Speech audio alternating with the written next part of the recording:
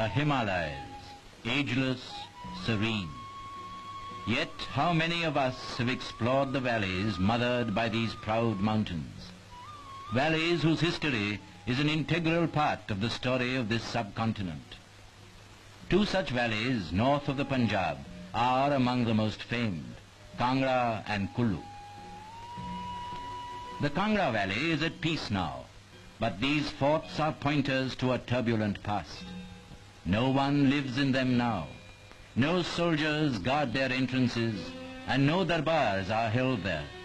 Yet, only 100 years ago, they were the nerve centers of this lyrical land, a lyricism which finds expression in the great school of Pahari painting. On the fringe of the valley stands a famous temple. There are no immortal images here, only an immortal flame, which, legend says, emerges from the fiery mouth of the goddess Jwalamukhi. Beyond the verdant valley, rising abruptly, are the mountains of the Dauladhar range, or the White Ridge. They span the entire length of the valley from west to east, feed the rivers with their snows, bring fertility to the soil. The Kangra Valley is well known for its rich paddy fields and its sprawling tea gardens.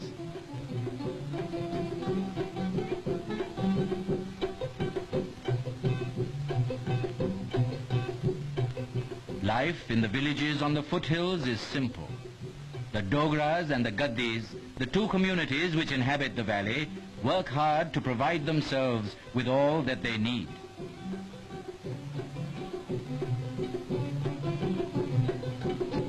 Leisure is well spent in the pursuit of beauty, beauty which makes life serene and satisfying.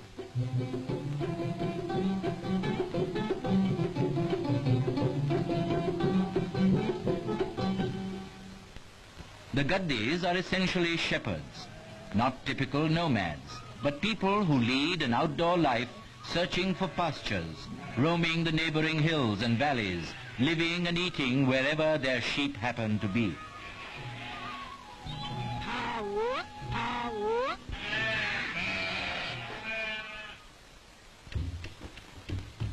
From Kangra on to Kullu. The road, cut through solid granite, enters the narrow gorge of the Beas River. For 12 miles, the road hugs the mountainside, winding and twisting.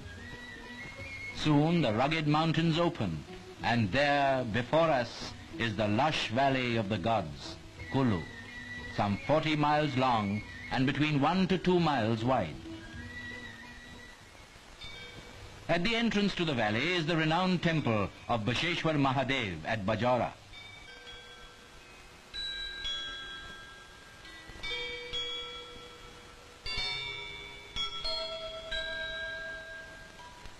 Beyond Bajara, the fertile valley, covered with paddy fields and fruit orchards.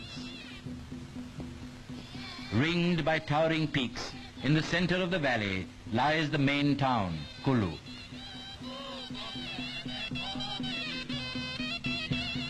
"23 miles beyond is Manali, the most important market for trade and commerce in the valley. The valley, as it were, meets here.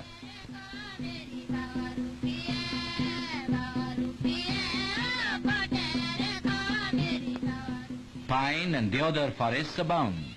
Manali is proud of her stately trees close against the sky. High above the valley, the shepherds graze their sheep. Hemraj, the shepherd boy, is one of many. Down below in the valley, his village home, a pleasant place, a place of peace. Not far away, Banti, the village belle, takes out her cattle. It's like any other day, but for some time now, preparations have been going on for Hemraj's marriage to Banti. The auspicious day, the bride is prepared for the elaborate day-long ceremonies.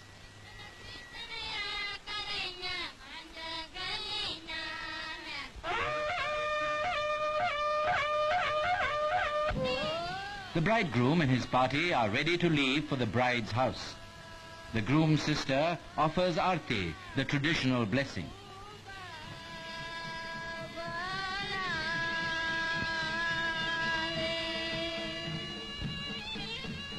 The marriage procession is on its way.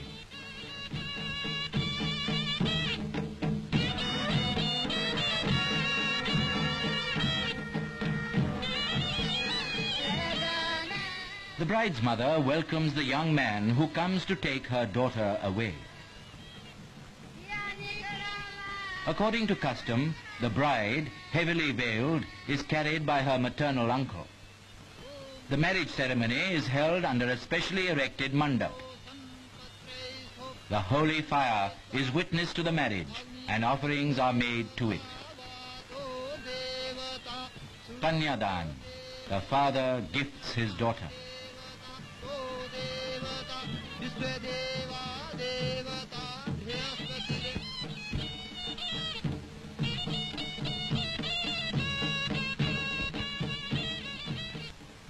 They walk round the holy fire 7 times, and they are man and wife.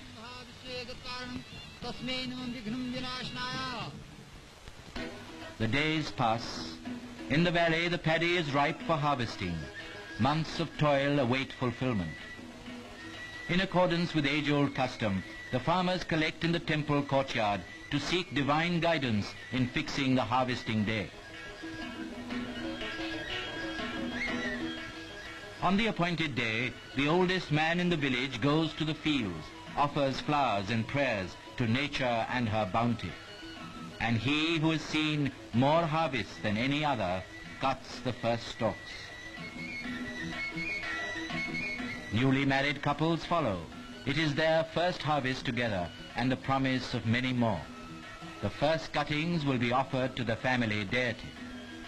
Then and only then do the people of the Kullu valley begin the gathering of the new crop.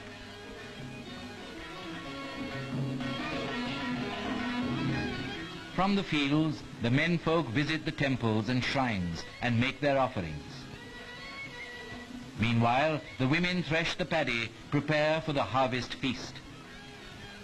The paddy is roasted in a common kitchen. This has been so for as long as one can remember. In the evening, the freshly harvested paddy is cooked in every home. It is said by some that each harvest of paddy has its own flavor.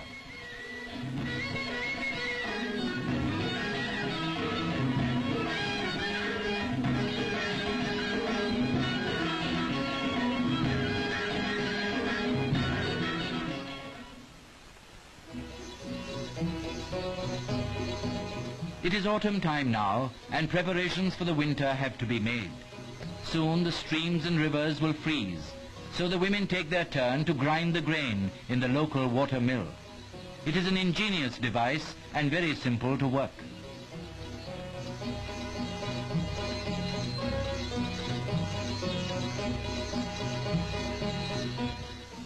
The hunt for wood, fodder and grass is important.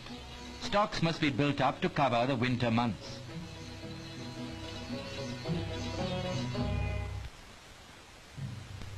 The wind is awake.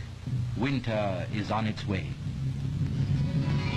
And then the snow, the beautiful snow, filling the sky and the earth below. But the business of living goes on, as always. Even the sheep must be taken out and fed.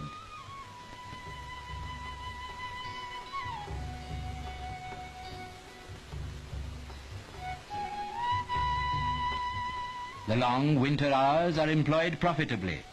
Some weave the famous Kullu shawls. Others spin yarn or yarns by the fireside.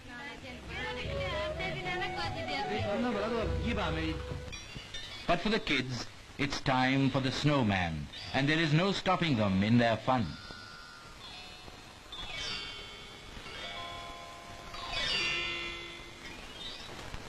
Now, the snow line on the mountains begins to recede. Spring is bursting through. And with spring comes new life.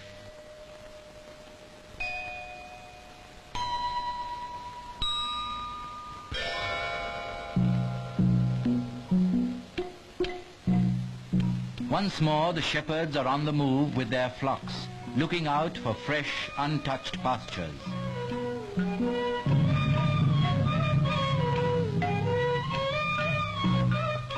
Once again, the farmers turn to their fields, which must now be prepared for sowing.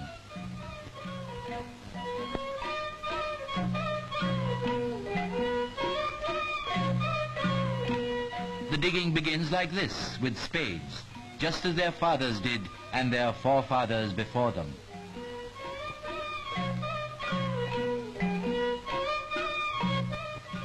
When the summer comes, the passes to other valleys open. Sheep and mules laden with cloth, salt, sugar and spices trudge across the Rohtang Pass on to Lahore and Spiti, on the other side of the mountain. From there they will bring back wool and kut, an important medicinal herb.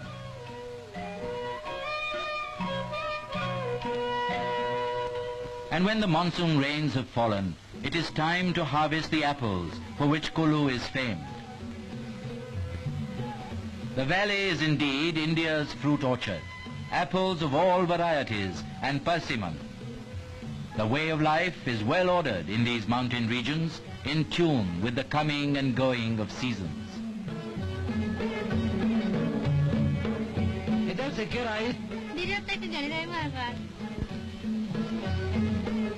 Now it is festival time. Everywhere families are preparing to join the Dasara celebrations.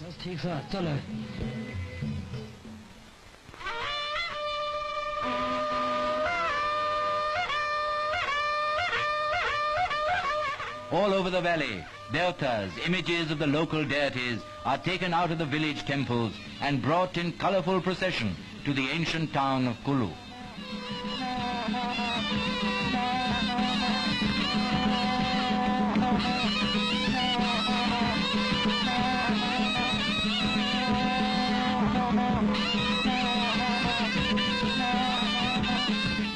With each hour, the throng swells.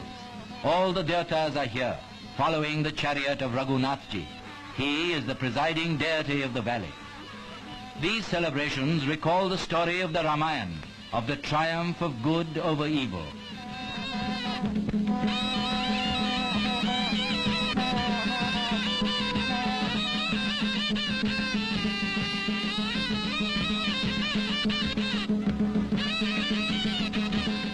There are meetings between the devtas, warm embraces. A whole year has passed since they last met.